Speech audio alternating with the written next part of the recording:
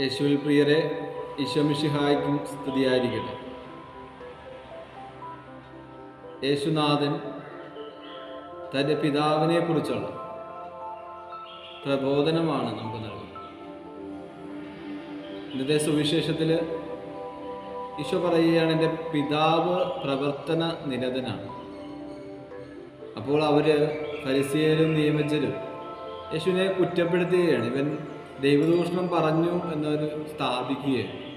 കാരണം സ്വന്തം അപ്പനായിട്ട് യേശുനാഥൻ സ്വർഗീയ പിതാവിനെ, യഹോവയെ പറയുന്ന ഒരു വാക്ക് ദൈവപിതാവിനെ സ്വന്തം പിതാവായിട്ട് പറയുമ്പോഴേക്കും അവൻ തന്നെ ദൈവതുല്യനാക്കി, ദൈവം പോലെ, ദൈവത്തെ പോലെ ആക്കി എന്ന് പറയുമ്പോൾ അത് ദൈവദൂഷണമായിട്ട് അവർ സ്വീകരിക്കുകയാണ്, അവർ പ്രസ്താവിക്കുകയാണ്.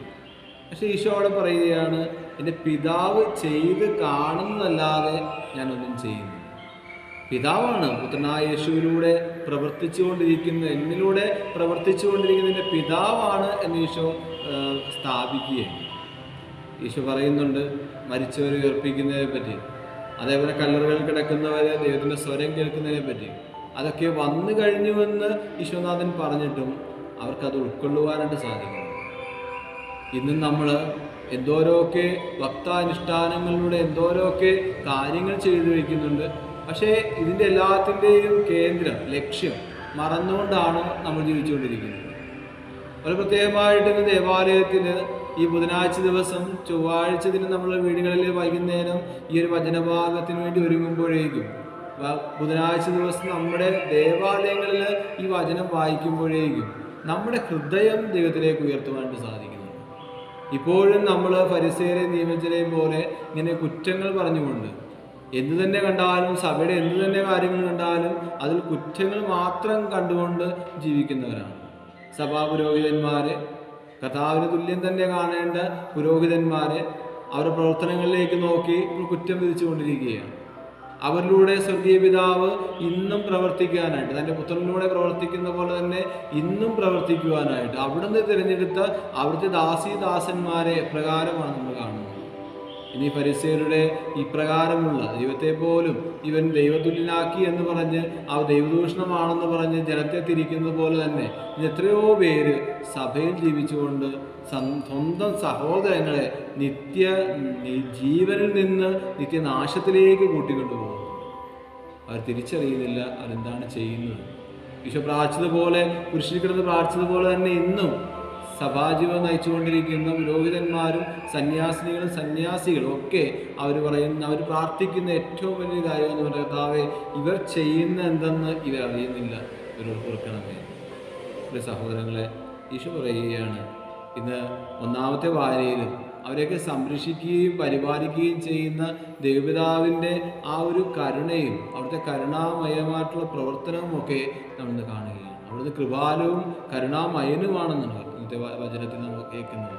ഇന്നത്തെ സങ്കീർത്ത വചനത്തിൽ നമ്മൾ ആവർത്തിച്ച് പറയുന്നത്, കർത്താവേ, ഈ കർത്താവിൻ്റെ ഇപ്രകാരമുള്ള പ്രവർത്തനങ്ങൾ, ദൈവപിതാവിൻ്റെ ഇപ്രകാരമുള്ള പ്രവർത്തനങ്ങൾ ഒന്നാമത്തെ വായനയിൽ നമ്മൾ കേട്ടിട്ട് ആഹ്ലാദിച്ച് നമ്മൾ രണ്ടാമത്തെ വായന സങ്കീർത്തനത്തിലേക്ക് പ്രവേശിക്കുമ്പോൾ, നമ്മൾ ഇടദിവസങ്ങളിൽ രണ്ടാമത്തെ വായന സങ്കീർത്തനത്തിലേക്ക് പ്രവേശിക്കുമ്പോൾ സങ്കീർത്തകൻ പറയുകയാണ്, കർത്താവ് കാരുണ്യവാനും കൃപാലുവുമാണെന്ന് പറയുന്നത്. അവിടുന്ന് കരുണാമയനാണ് എന്ന് പറഞ്ഞുകൊണ്ട് ദൈവത്തെ നമ്മൾ സ്തുതിക്കുകയാണ്. ദേവാലയത്തിൽ ദൈവജനം ഒന്നാകെ ചേർന്നുകൊണ്ട് ദൈവത്തെ സ്തുതിച്ചുകൊണ്ട് നമ്മൾ കടന്നു വരികയാണ്. സുവിശേഷത്തിലേക്ക് കടന്നു വരുമ്പോൾ ഈശോ പറയുകയാണ്, പിതാവ് പ്രവർത്തന നിരതനാണ്, പിതാവ് എന്നിലൂടെ പ്രവർത്തിക്കുന്നു. സഹോദര സഹോദരി, നമുക്ക് പിതാവായ ദൈവത്തിൽ പുത്രനായ യേശു എപ്രകാരമാണോ തൻ്റെ രക്തയാഗത്തിലൂടെ പിതാവായ ദൈവത്തെ പ്രസാദിപ്പിച്ചത്, ആ പ്രസാദത്തിൽ തന്നെയാണ് നമ്മൾ ഓരോ ഞായറാഴ്ചയും ഓരോ ഇടദിവസങ്ങളിലും ഈ ബലി അർപ്പിക്കുമ്പോൾ നമ്മുടേതായ ജീവിതത്തിലുണ്ടാകുന്ന സഹനങ്ങൾ, നമ്മുടേതായ ജീവിതത്തിലെ ദൈവഹിതങ്ങൾ അന്വേഷിക്കുവാനായിട്ട് നമ്മൾ പ്രാപ്തരായി കഴിയുമ്പോഴേക്കും ദൈവഹിതം അന്വേഷിക്കുന്ന ദൈവത്തിൻ്റെ മക്കളായിട്ട് നമ്മൾ മാറിക്കഴിയുമ്പോഴേക്കും നമ്മൾ സംഭവിക്കുന്ന ഒരു കാര്യമെന്ന് പറയുന്നത്, നമ്മൾ പിതാവായ ദൈവത്തെ മഹത്വപ്പെടുത്തുകയും അതിന് നിങ്ങളെ ദൈവം സമൃദ്ധമായി അനുഗ്രഹിക്കട്ടെ എന്ന് പ്രാർത്ഥിക്കുന്നു. ലോകത്തിൻ്റെ അരൂപ് വിട്ട് ദൈവാരൂപിൽ ജീവിക്കുവാനായിട്ട് ദൈവാത്മാവിനാൽ നയിക്കപ്പെടുന്നവരെല്ലാവരും ദൈവത്തിൻ്റെ പുത്രന്മാരാണ് എന്ന അവകാശ ജീവിതത്തോടെ, അതിൻ്റെ സ്വതന്ത്രത്തോടെ, അതിൻ്റെ സ്വാതന്ത്ര്യം നൽകുന്ന ചിറകുകളോടെ, നമ്മുടെ ആത്മാവിന് ചിറകുകൾ മുളയ്ക്കുന്ന ഒരു കാലം കൂടിയാണ് ഈ നൊയമ്പ് കാലഘട്ടം എന്ന് പറയുന്നത്. അതിന് ദൈവം നിങ്ങളെ സമൃദ്ധമായി അനുഗ്രഹിക്കട്ടെ എന്ന് പ്രാർത്ഥിക്കുന്നു. പുത്രനായ യേശു തൻ്റെ ഇഷ്ടമുണ്ട്, പക്ഷെ എങ്കിലും പിതാവിൻ്റെ ഇഷ്ടം നിറവേറട്ടെ എന്ന് പറഞ്ഞ് കുരിശിലേക്ക് കയറിയതുപോലെ നമ്മുടെ ജീവിതത്തിലുണ്ടാകുന്ന കുരിശുകളിലേക്ക് ദൈവഹിതം അന്വേഷിച്ച് അതിപ്രകാരം ജീവിക്കുവാനായിട്ട് കർത്താവെ, ഞങ്ങളുടെ മക്കളായ അവിടുത്തെ ദാസീദാസന്മാരായ സകല മനുഷ്യരെയും പ്രാപ്തമാക്കണമേ എന്ന് നമുക്ക് പ്രാർത്ഥിക്കാം. പിതാവിൻ്റെയും പുത്രൻ്റെയും പരിശുദ്ധാത്മാവിൻ്റെയും നാമത്തിൽ.